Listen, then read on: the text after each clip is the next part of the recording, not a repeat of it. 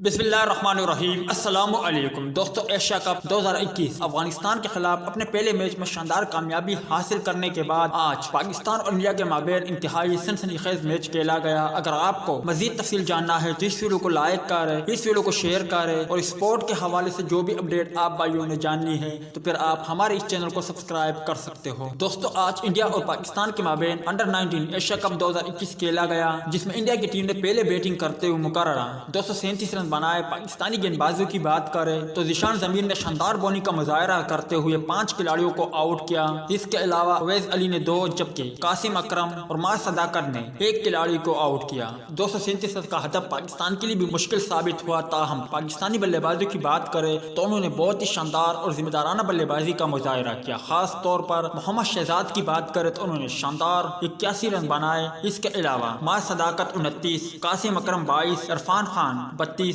रिजवान महमूद 29, जबकि अहमद खान ने पाकिस्तान की जीत में कलीदी किरदार अदा किया, मतलब कि बहुत अहम किरदार अदा किया, क्योंकि उन्होंने 19 गेंदों पर 29 रन बनाए। इस दौरान अहमद खान ने 3 चौके जबकि 1 शानदार छक्का भी लगाया और यूं आखिरी गेंद पर जब पाकिस्तान को 2 रन दरकार थे तो अहमद खान ने शानदार चौका लगाकर पाकिस्तान को शानदार फतह दिला दी। दोस्तों, ये मैच इंतहाई सनसनीखेज था। ताहम इस मैच में पाकिस्तान क्रिकेट टीम ने अफगानिस्तान के बाद अपनी दूसरी फतह हासिल की।